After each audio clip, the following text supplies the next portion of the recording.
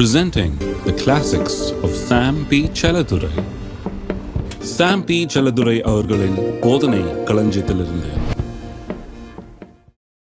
லூக்கா 5ஆம் அதிகாரத்தில் ஒரு பெரிய எக்ஸாம்பிள், எப்படி ஒருத்தன் அறுத்தான்றதை பற்றி. பின்பு அவர் கெனசரேத்து கடல் அருகே நின்ற போது, 1ஆம் வசனம், திரளான ஜனங்கள் தேவ வசனத்தை கேட்கும்படி அவரிடத்தில் நெருங்கினார்கள். அப்பொழுது கடற்கரையிலே நின்ற 2 படகுகளை கண்டார். மீன் பிடிக்கிறவர்கள் அவைகளை விட்டு இறங்கி வலைகளை அலசி கொண்டிருந்தார்கள். அப்பொழுது அந்த படகுகள் ஒன்றில் ஏறினார். அது சீமோனுடையதா இருந்தது. அதை கரையிலிருந்து சற்று தள்ளும்படி அவனை கேட்டுக்கொண்டு அந்த படகுகள் உட்கார்ந்து ஜனங்களுக்கு போதகம் பண்ணினார். அவர் போதகம் பண்ணி முடித்த பின்பு சீமோனை நோக்கி, ஆழத்திலே தள்ளி கொண்டு போய் மீன் பிடிக்கும்படி உங்கள் வலைகளை போடுங்கள் என்றார். அதற்கு சீமோன், ஐயரே, ராம் முழுவதும் நாங்கள் பிரயாசப்பட்டும் ஒன்றும் அகப்படவில்லை, ஆகிலும் உம்முடைய வார்த்தையின்படி வலையை போடுகிறேன் என்றான். அந்தபடியே அவர்கள் செய்து தங்கள் வலை கிழிந்து போகத்தக்கதாக மிகுதியான மீன்களை பிடித்தார்கள். அப்பொழுது மற்ற படவில் இருந்த கூட்டாளிகள் வந்து தங்களுக்கு உதவி செய்யும்படி சைகை காட்டினார்கள். அவர்கள் வந்து 2 படகுகளும் அமிழத்தக்கதாக நிரப்பினார்கள். சீமோன் பேதுரு அதை கண்டு இயேசுவின் பாதத்தில் விழுந்து, ஆண்டவரே, நான் பாவியான மனுஷன், நீர் என்னை விட்டு போக வேண்டும் என்றான். அவர்கள் திரளான மீன்களை பிடித்தது நிமித்தம் அவனுக்கும் அவனோடு இருந்த யாவருக்கும் பிரமிப்புண்டானபடினால் அப்படி சொன்னான். எல்லாருக்கும் தெரிஞ்ச கதை, நான் மறுபடியும் இதை கவனிப்போம். ஏனென்றால் இதை வைத்துக்கொண்டு எப்படி தேவனிடத்திலிருந்து பெற்றுக்கொள்றது என்று சாதாரண காரியம் அல்ல. சில நேரத்தில் ரொம்ப மிஸ் பண்ணிடலாம். தேவனிடத்திலிருந்து பெற்றுக்கொள்ள ஆயத்தம் இல்லைன்னா, அதை பற்றி ஒரு அறிவு இல்லைன்னா, அது எப்படி பெற்றுக்கொள்வது என்று தெரியலன்னா, தேவனிடத்திலிருந்து முழுமையாக பெற்றுக்கொள்ள முடியாது.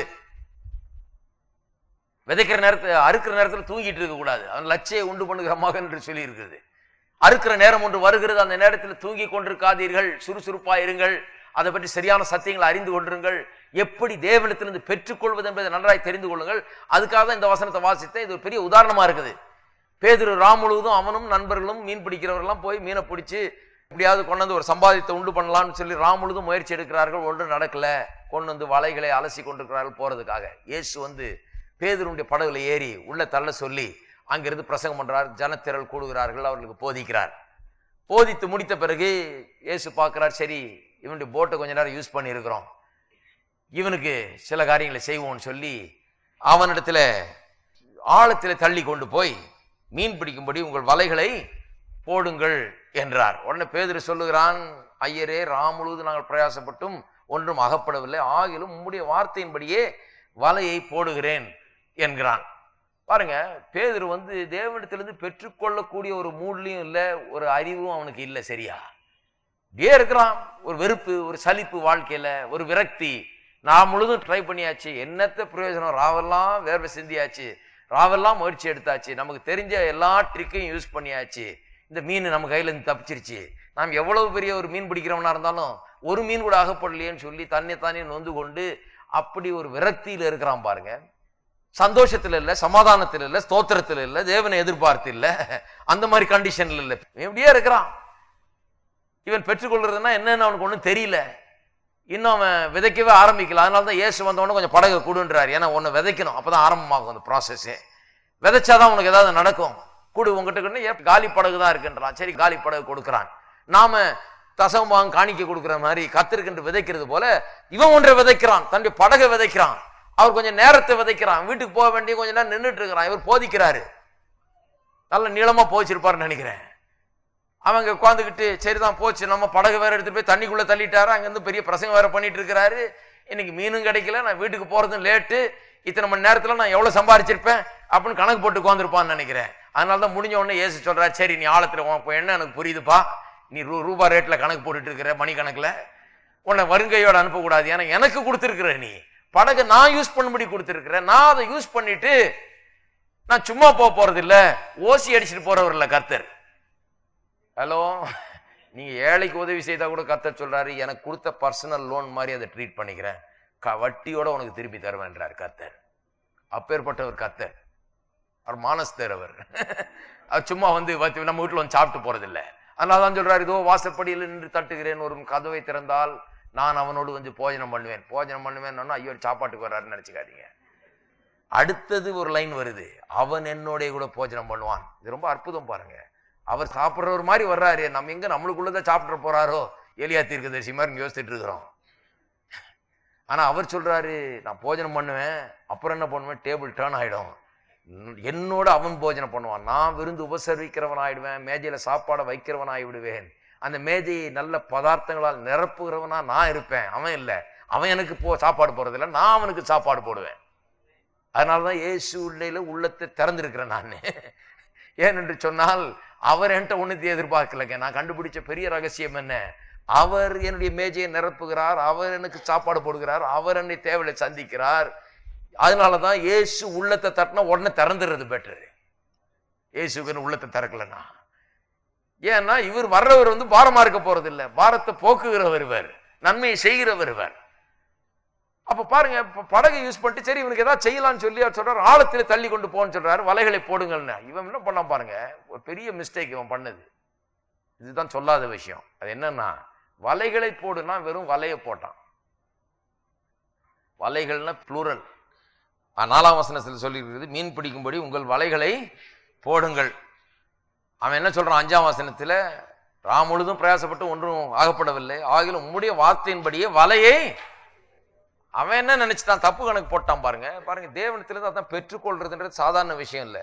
பெற்றுக்கொள்றதுன்னா ஒரே அள்ளிடணும் கரெக்டா நேரத்துல. ஹார்வெஸ்ட் எப்போ ரெடியா இருக்குதோ அப்ப இப்படியே சோம்பேறித்தனமா இருக்கக்கூடாது, அசால்ட்டா விட்டுறக்கூடாது. அறுவடை நேரத்துல பெரிய விளைச்சல், பெரிய அற்புதம் நடக்கிற நேரத்துல அங்கங்க வேடிக்கை பராக்கு பார்த்துக்கிட்டு இருந்து கோட்டை விட்டுறக்கூடாது. அறுப்பு நேரத்துல ரொம்ப உஷாரா இருக்க வேண்டும். இவன் அந்த இது கிடையாது பாருங்க, விதைச்சிட்டான், போட்டை விதைச்சான், கத்தர் போட்டை திருப்பி சும்மா தர போறது இல்லைன்னா நிறைச்சு தர்றேங்கிறாரு. அதனால சொல்றாரு வலைகளை போடுப்பான்றாரு. இந்த போட்டு மட்டும் இல்ல, ஒரு போட்டு தானே நீ தந்த, இங்க இருக்கிற அத்தனை போட்டையும் நிரப்பி உனக்கு தர்றேன் அப்படின்னு சொல்லியிருக்காரு. வலைகளை போடுன்றாரு. ஆகவே என்ன பண்ணிருக்கணும், எல்லாம் வாங்கப்பா நண்பர்களே, சகாக்களே, எல்லாம் வாங்க, எல்லாம் ஒண்ணு சேருவோம், எல்லார் போட்டையும் உள்ள தள்ளுங்க, எல்லாத்துலயும் ஆழத்துல கொண்டு போவோம், வலைகளை போடுவோம். நான் வலையை போடுறேன், நீயும் வலையை போடு, எல்லாரும் வலையை போடு, அள்ளிடுவோம் இன்னைக்கு மீனை அப்படின்னு சொல்லி எல்லா போட்டையும் இறக்கி இருக்கணும். ஏனென்றால் எந்த அளவினால் கொடுக்கிறோமோ அந்த அளவினால் நமக்கு திரும்ப கொடுக்கப்படுகிறது. அமுக்கி குலுக்கி சரிந்து விழும்படி திரும்ப கொடுக்கப்படுகிறது. சுவிசேஷ நிமித்தமாக செய்கிறான்னு சொன்னா அவனுக்கு 100 கர்த்தர் செய்கிறார், 1000 மடங்கு செய்கிறவர். அவர் சொல்றாரு, போட்டு கொடுத்திருக்க, நான் உனக்கு திரும்ப வெறும் ஒரு போட்டு நிறைச்சு தர போறது இல்லை, பல போட்டை நிறைக்க விரும்புகிறேன். இன்றைக்கு எல்லாரும் சந்தோஷத்தோட இங்க போகணும் என்று நான் விரும்புகிறேன். எல்லா போட்டும் நிறைஞ்சிருக்கணும், அள்ளணும். நீங்க எல்லாம் அறுப்பு வந்துருச்சு, விதைச்சிங்க, அறுப்பு நேரம் வந்து விட்டதுன்னா யாருமே உஷார் இல்லை. பாருங்க, பேதுரு வலையை போட்டானா, வலையை போட்டதுனால தான் அங்க பிரச்சனை. அந்த வலை கிழிஞ்சு போட் அமிழ்ற நேரத்துக்கு ஆயிப்போச்சு. அப்ப 2வது ஆளை கூப்பிடுறான், 2வது ஆளை கூப்பிட்டு 2வது போட்டு வருது. அப்ப கூட பாருங்க, அவன் பெற்றுக்கொள்றதுக்கு ஒரு உஷார் இல்லை, எல்லா போட்டையும் கூப்பிட்டுருக்கணும். 2வது போட்டு அந்த 2வது போட்டும் நிறைஞ்சு 2 போட்டும் அமுழ்கிற விதத்துல அங்கே நடந்தது என்று சொல்லப்பட்டிருக்கு. சரியா வாஸ்து பாருங்க, 2 படகும் அமுழ்ற மாதிரி ஆயிடுச்சு. கத்தர் இன்னும் நிரப்ப முடியல. ஏனென்று சொன்னால் போட்டு பத்தல. ஹலோ, நான் போட்டெல்லாம் வச்சு ரெடியா எடுத்திருக்கிறேன். இப்போ என் போட்டெல்லாம் ரெடி. கத்தர் ஆழத்துல கொண்டு போய் வலைய போடுன்னா ரெடி, விடுறது இல்லை. அதெல்லாம் கரெக்டா கத்து வச்சிருக்கிறேன். நீங்களும் கரெக்டா கத்துக்கொள்ளுங்கள். அதனாலதான் சொல்றேன் பாருங்க, சும்மா விதைச்சேன்னு இப்படியே உட்கார்ந்துட்டு இருக்க கூடாது. உஷாரா இருக்க வேண்டும், சந்தோஷமா இருக்க வேண்டும், சமாதானத்தோடு இருக்க வேண்டும். விண்ணப்பங்களை தேவனிடத்துல தெரியப்படுத்தி ஸ்தோத்திரம் பண்ண வேண்டும். கர்த்தரை பெருக்கத்துக்காக, அதிகரிப்புக்காக கர்த்தருக்கு ஸ்தோத்திரம் செலுத்த வேண்டும். நல்ல எண்ணங்களை, சிந்தனைகளை, பாசிட்டிவ் திங்கிங் உடையவர்களா இருக்க வேண்டும். காத்து கொள்ள வேண்டும். இவைகளை காத்து கொண்டு எந்த நேரம் எப்ப அறுவடை வருதுன்னு கரெக்டா தெரியுங்க. எப்படி தெரியும் சிலர் கேட்கிறாங்க. எனக்குள்ள ஒரு அபிஷேகம் இருக்குதுன்னு வேதம் சொல்லுது. நீங்கள் எல்லாவற்றையும் அறிந்து இருக்கிறீர்கள். 1 யோவான்ல வாசிக்கிறோம் இல்லையா, you have an unction and you know everything. எனக்கு எல்லாம் தெரியக்கூடிய அளவுக்கு என்னுடைய உள்ளத்துல நடக்குது. கிறிஸ்தவ வாழ்க்கைன்னா சும்மா கோயிலுக்கு பைபிள் தூக்கிட்டு ஏதோ ஒரு சர்மன் கேட்டு போறதில்லை. ஆவியானவர் எனக்குள்ளே இருக்கிறார். அறுவடை நேரம் எப்போ மிரக்கல் நடக்க போகிறது என்கிற ஒரு சென்ஸை எனக்குள்ள ஆவியானவர் சொல்லுகிறார், கட்டளை இடுகிறார். பாருங்க, வலைகளை போடுறதுக்கு போல வலையை போட்டது மட்டும் இல்லாமல் அதை போடுறதுக்கு முன்னால ஒண்ணு செய்ய சொல்றாரு. இது ரொம்ப முக்கியம். பாருங்க, ஆழத்திலே தள்ளி கொண்டு போய், ஆங்கிலத்தில் ரொம்ப வருது, launch out into the deep. Launch out into the deep என்கிற ஆங்கில பதம் ரொம்ப அருமையான ஒரு சென்டென்ஸ். பாருங்க, லான்ச் அவுட் இன்டு தி டீப்னா ஆழமா போ, இதுவரை இல்லாத ஒரு நிலையில போ. பாருங்க, நீச்சல் கத்துக்கும் போது எனக்கு ஒரு பையன் கத்து கொடுத்தான் நீச்சல். பாருங்க, நான் எங்க நீந்திட்டு இருப்பேன்னா கால் எட்டுற அளவுக்கு எங்க இடம் இருக்குதோ அங்கேயே நீந்திட்டு இருக்கிறது. கொஞ்சம் ஆழமா போலாம் வாப்பா, ஐயோ வேணாம், ஆழமா போ, இங்கேயே நீந்திட்டு இருக்கிறேன். தான் நீச்சல் தானே அடிக்கிறேன், நான் கால்லாம் மேல இருக்கு பாரு, நீச்சல் தான் அடிக்கிறேன். ஆனா என்ன ஒண்ணு, இந்த கீழே கால் வச்சா கரை இருக்கணும்ன்ற ஒரு அந்த கேரண்டி இருக்குது. அது ரொம்ப எனக்கு வசதியா இருக்கு பாருங்க, அது ஒரு ஆறுதலா இருக்குது. சப்போஸ் நீச்சல் அடிக்கிறது ஃபெயில் ஆயிடுச்சுன்னா டக்குன்னு காலை கீழே வச்சுக்கலான்னு.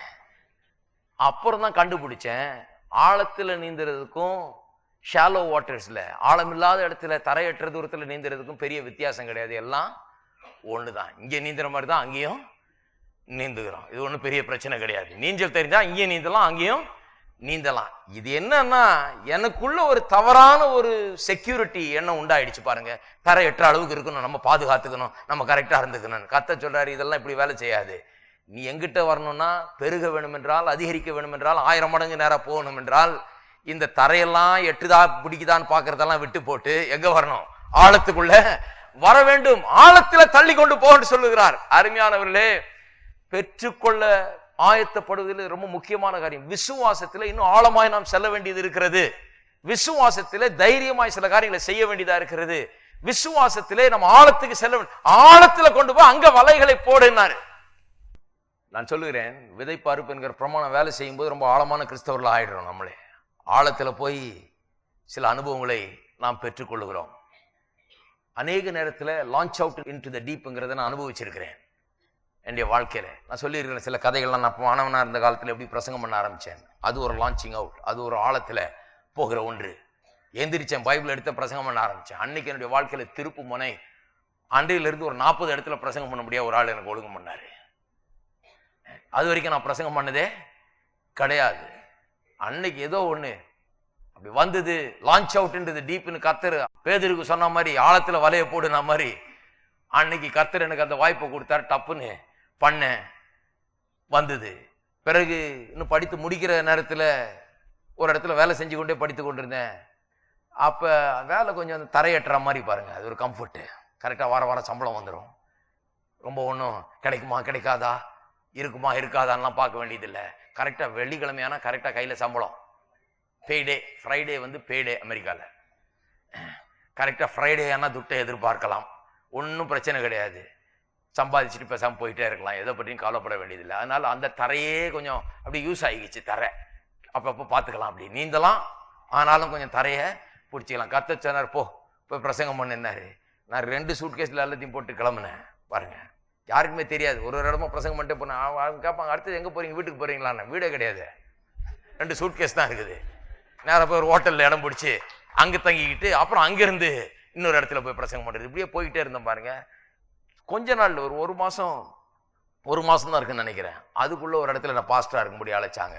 அப்போ திருப்பியும் ஒரு ஆழத்தில் போடுன்ற மாதிரி இருக்குது கர்த்தர். திருப்பியும் ஒரு ஆழம் என்னுடைய வாழ்க்கையில்.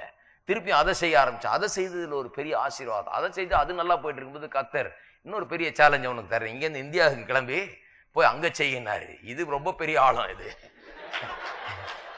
கால் எட்டி ரொம்ப பழகிச்சு. நல்ல ஸ்விம்மிங் பூல்ல நல்லா நீந்திட்டு இருக்கிறேன் நான். அருமையா இருக்குது எல்லாம். கர்த்தர் சொல்றாரு, இங்க போன்றாரு. கர்த்தாவே, அங்க வெட்டாந்தரையில டைவ் அடிக்கிற மாதிரி இல்லையா, இது பண்ணலாமான்னு யோசித்தேன். அப்பவும் பாருங்க, ராம் முழுவதும் பிடிச்ச ஒண்ணும் கிடைக்கலாண்டவரேன்னு அவன் சொன்ன மாதிரி, கர்த்தாவே இதெல்லாம் ஆகிற காரியமான்னு யோசித்தேன். அப்பவும் ஆழம் தேவைப்பட்டது. விசுவாசத்துல ஒரு ஆழம், தைரியமாய் சில காரியங்களை செய்வது. கர்த்தர் ஏவும் போது, கர்த்தர் சில காரியங்களை காண்பிக்கும் போது, அதான் பாருங்க செழிப்புன்னு சொன்னா நாம ஏதோ சும்மா நான் ஜெபம் பண்றேன் உனக்கு கார் கிடைச்சிருமாக்கும் உனக்கு அப்படி சொல்ல. நானே அதெல்லாம் முட்டாள்தனங்கள் எல்லாம் இங்க போதிக்கிறது கிடையாது பாருங்க. சிலர் சொல்றாங்க, இதெல்லாம் கேட்டு சிலர் வெளியே சொல்றாங்க, அவரா செழிப்பை பற்றி போதிக்கிறாராமே, எல்லாம் பென்ஸ் காரா வச்சிருக்கணும்னு சொல்றாரு. முட்டாள்தனம். நான் எதை போதிக்கிறேன்? கர்த்தரை அறிந்து கொள்ளுங்கள், உங்கள் பரலோக தகப்பனை அறிந்து கொள்ளுங்கள், அவர் எவ்வளவு நல்லவர் என்பதை புரிந்து கொள்ளுங்கள், அவரோட ஐக்கியத்தை வளர்த்துக் கொள்ளுங்கள், அவரோடு இருக்கிற ஒரு தொடர்பை எல்லா காரியங்களுக்காரும் மேன்மையா எண்ணுங்கள். அப்படி எண்ணும் போது எப்ப விதைக்கணும்னு அவர் காமிப்பாரு, எப்போ அறுக்கணும்னு அவர் காமிப்பாரு, எப்போ ஆழத்துல வலைய போடணும்னு அவர் காமிப்பாரு. இதெல்லாம் it is all connected with your fellowship with the Lord Jesus Christ. ஆண்டவராகிய இயேசு கிறிஸ்துவோடு உங்களுக்கு இருக்கிற பரஸ்பர ஐக்கியத்தோடு சம்பந்தப்பட்டதா இருக்கிறது. இது ஏதோ போனா யாரோ ஒரு வல்லமையான ஒரு ஜெபம் பண்ணாரு, எனக்கு 10 விழுந்ததுங்க, மேல இருந்தது கிடையாது. மேல இருந்து விழுந்ததுன்னா மண்டை உடைஞ்சிரும். இங்கதான் எல்லாம் நடக்க போகிறது. இங்க கர்த்தர் அற்புதங்களை செய்ய விரும்புகிறார். இங்க விசுவாசத்தில் நீங்கள் செயல்பட வேண்டும் என்று விரும்புகிறார். சும்மா பாரப்படுற கிறிஸ்தவர்களா, கவலைப்படுற கிறிஸ்தவர்களா, முணங்குகிற கிறிஸ்தவர்களா, முறுமுறுக்கிற கிறிஸ்தவர்களா, பயந்து கொண்டிருக்கிற கிறிஸ்தவர்களா இருப்பதை விட்டுவிட்டு தைரியமாய் காரியங்களை செய்யக்கூடியவர்களா, சந்தோஷத்தோடு, சமாதானத்தோடு, ஸ்தோத்திரத்தோடு, நல்ல எண்ணங்களோடு வாழுகிற கிறிஸ்தவர்களாய், விசுவாசத்தில் விதைக்கிறவர்களாய், ஏற்ற நேரத்தில் அறுப்பு ஏற்படுற நேரத்தில் கர்த்தர் காண்பிக்கிற நேரத்தில் போட்டு அள்ளுகிறவர்களாய் அப்படி இருக்க வேண்டும் என்று கர்த்தர் விரும்புகிறாரு. இதெல்லாம் எப்ப வரும்னா கர்த்தரோடு ஆழமான ஒரு ஐக்கியம் உண்டாக வேண்டும். அந்த ஆழமான ஐக்கியத்திலிருந்து வர்றதுதான் செழிப்பு. இருக்கீங்களா? ஆகவே நான் சும்மா எப்படி இன்னைக்கு 1000 ரூபாய் சம்பாதிக்கும், நாளைக்கு 10,000 ரூபாய் அப்படி சொல்லிட்டு இல்லை. நான் ஜெபம் பண்ணா உங்களுக்கு கிடைச்சிருமாக்கும் அப்படின்னு சொல்ல இல்லை. இதை கொண்டு போய் 10 தடவை சொன்னீங்கன்னா உங்களுக்கு இப்படி ஆயிடும் நான் சொல்லலை. நான் சேலஞ்ச் பண்ணுகிறேன் உங்களை. ஆவிக்குரிய ஜீவியத்தில் எங்க இருக்கிறோம்? பேதுருவை கர்த்தர் சேலஞ்ச் பண்றார், ஆழத்துல கொண்டு போய் வலையை போடு. இங்க சொல்லி இருக்குது வசனம். இது முடிஞ்ச உடனே அதான் வலைகளை போறதுக்காக வலையை போட்டு கடைசியில வலை கிழிஞ்சு போட்டு அமிழ்ந்து இன்னொரு ஆளை கூப்பிட்டு அந்த போட்டும் அமிழ்ற அளவுக்கு நிரம்பி எப்படியோ தப்பிச்சம் பழச்சம் கரை வந்து சேர்றாங்க. சேர்ந்த உடனே பேதுரு சொல்லுகிறான். பேதுரு அதை கண்டு, எதை கண்டு சொல்றேன், இயேசுவின் பாதத்தில் விழுந்து, ஆண்டவரே நான் பாவியான மனுஷன், என்னை விட்டு போக வேண்டும் என்றான். அவர்கள் திரளான மீன்களை பிடித்தது நிமித்தம் அவனுக்கும் அவனோடு இருந்த யாவருக்கும் உண்டான பிரமிப்பினாலே அப்படி சொன்னான் என்று எழுதியிருக்கிறது. தெளிவா இங்கே இருக்குது. ஏன் அப்படி சொன்னான்? ஏன் அப்படி சொன்னான்னு கேட்டா அவனுக்கு ஒரே பிரமிப்பு. ஆண்டவரே நான் மிஸ் பண்ணிட்டேன், பாயிண்டே மிஸ் பண்ணிட்டேன். இந்த கடலுக்குள்ள மீனை உண்டாக்கி வைத்தவர், இந்த மீன்கள் பெருக என்று கட்டையிட்டவர். ஆதியிலே தேவன் மீன்களை இந்த சமுத்திரத்தில் வைத்த போது எல்லாம் பெருக கடவுது என்றார். இருக்கீங்களா? கர்த்தாவே நான் யாருகிட்ட நிக்கிறேன்றதை மறந்துட்டேன். நான் நீ தேவாதி தேவன், கர்த்தாதி கர்த்தன், நீர் தான் எல்லாவற்றையும் உண்டாக்குனவர். சமுத்திரத்தில் மீன்களை வைச்சவர், அதை பெருகும்படியாய் செய்தவர், பெருகும்படியாய் கட்டளையிட்டவர். உம்மிடத்துல வந்து முதல்ல நான் கதை வேற சொல்லிட்டு இருக்கேன், இங்க ஒண்ணும் இல்லைன்னு வேற. அப்புறம் நீர் ஆழத்துல போட சொன்னீர். ஆழத்துல போடும் போதாவது எனக்கு அறிவு வந்திருக்கணும் ஆண்டவரே. எல்லா வலையும் எல்லா போட்டையும் இழுத்துட்டு வந்து இரவல் போட்டெல்லாம் அன்னைக்கு வாங்கி கொண்டாந்து எல்லாத்தையும் கொண்டாந்து நிரப்பி இருக்க வேண்டாமா? நான் செய்யாம விட்டுட்டனே, நான் பாவியான மனுஷன், எனக்கு இதெல்லாம் விளங்கலாம் ஆண்டவரே. உண்மை குறித்து எனக்கு புரிந்து கொள்ள, யார் அண்டையில நான் நிற்கிறேன் என்பதை நான் புரிந்து கொள்ளாமல் விட்டு விட்டேன். என்னை விட்டு போய்விடும், நான் இதுக்கு தகுதியே கிடையாது, நீர் எனக்கு இவ்வளவு செய்கிறீர், எனக்கு நான் தான் உண்மை புரிந்து கொள்ளாமல் விட்டு விட்டேன் என்று அவன் சொல்லுகிறான். இருக்கீங்களா? நான் சொல்லுகிறேன், தேவனுடைய அற்புதங்களை எதிர்பார்க்க கற்றுக்கொள்ள வேண்டும். நாம் எவ்வளவு எதிர்பார்க்க கற்றுக்கொண்டாலும் அதுக்கு மேலதான் அவர் செய்யறாரு. ஆகவே எப்போதுமே நமக்குள்ள அந்த எண்ணம் வந்துருது, ஆண்டவரே இன்னும் நான் சரியா புரிஞ்சு கொள்ள, நான் நினைக்கிறது கேட்கறதுக்கு மிகவும் அதிகமாக தான் நீர் செய்கிறீர். இருக்கீங்களா? எல்லாம் ரெடியா? போட்டெல்லாம் ரெடி பண்ணி வைங்க. எப்படி தெரியுங்க? கர்த்தர் சொன்னார் இல்லையா, இன்னும் 4 மாதம் கடந்துதான் அறுப்பு வரும்னு சொல்லுகிறீர்கள். ஆனால் lift up your eyes and see, நோக்கி பாருங்கள் சொன்னார். என்னவா? harvest is plenty, அறுப்பு ஏராளம், அது ஆயத்தமாய் இருக்கிறது என்று சொன்னார். பாருங்க, அறுப்புன்னு வரும்போது நேரம் கரெக்டா வந்த நேரம் வந்த உடனே கரெக்டா நமக்கு உள்ளத்துல தெரியும் இப்பதான் நடக்க போகிறது என்று. இந்த வாழ்க்கையில எத்தனையோ முறை பெரிய அற்புதங்களை நான் கண்ட போதெல்லாம் எனக்கு I already had a sense இப்ப நடக்க போகுது அப்படிங்கிறது. எல்லாம் வலைகளை எல்லாம் ரெடி பண்ண வேண்டித்தான். பல ஆழங்களை கடந்து வந்திருக்கிறேன், இன்னும் சில ஆழங்களுக்கு போறதுக்கு நான் ரெடியா இருக்கிறேன். ஆழத்துல போடணும்னு எனக்கு தெரியும். இப்போ எல்லா வலை எல்லாத்தையும் ரெடி பண்ணும். பெரிய மனதை விரிவாக்க விரும்புகிறேன், எண்ணங்களை பெரிதாக்க விரும்புகிறேன், உயர்வான எண்ணங்களை உண்டாக்க விரும்புகிறேன், என்னுடைய உள்ளத்தை பெருசாக்க விரும்புகிறேன், என்னுடைய திங்கிங் லெவலை வித்தியாசமாக்க விரும்புகிறேன். ஏனென்று சொன்னால் கர்த்தரிடத்திலிருந்து நான் பெரிய காரியங்களை பெற்றுக்கொள்ள வேண்டும் என்றால், பெரிய காரியங்கள் நடக்க வேண்டும் என்றால், இந்த ஊழியத்தில் பெரிய காரியங்கள் நடக்க வேண்டும் என்றால் என்னுடைய எண்ணங்கள் பெரியதாக வேண்டும், என்னுடைய உள்ளம் பெரிதாக வேண்டும், நான் கர்த்தரை இன்னும் அதிகமாக அறிந்து கொள்ள வேண்டும். உங்களுடைய வாழ்க்கையில பெரிய காரியங்கள் நடக்க வேண்டும் என்றால் அதுதான் அதிகமா நடக்க வேண்டும். கடல்ல நிறைய மீன் இருக்குதுங்க, பஞ்சம் கர்த்தரிடத்துல கிடையாது. கடல்ல மீன்களை பெருக கடவுது என்று சொன்னவர் உங்களுக்குள்ள இருக்கிறார். இருக்கீங்களா? பெருக்கத்தின் தேவன் உங்களுக்குள்ள இருக்கிறார். அவர்கிட்ட போய் இல்ல இல்லன்னு கதையெல்லாம் பேசிட்டு இருக்காதீங்க. அதனாலதான் சொல்லியிருக்கு சந்தோஷமாயிருங்கள். ஹலோ, இப்ப எவ்வளவு சென்சிபிளா இருக்கு பாருங்க. உள்ள மீனை பெருகுன்னு சொன்னவர் உள்ள உட்கார்ந்துட்டு இருக்கிறாரு. பெருக்கத்தின் தேவன் உள்ள இருக்கிறார். இப்போ பாரப்பட்டு பிரயோஜனம் இல்லை, கவலைப்பட்டு பிரயோஜனம் இல்லை, பயந்து பிரயோஜனம் இல்லை. அதனால்தான் சமாதானம், ஸ்தோத்திரம், சந்தோஷம். ஏன்? பெருக்கத்தின் தேவன் எனக்குள்ளே இருக்கிறார்.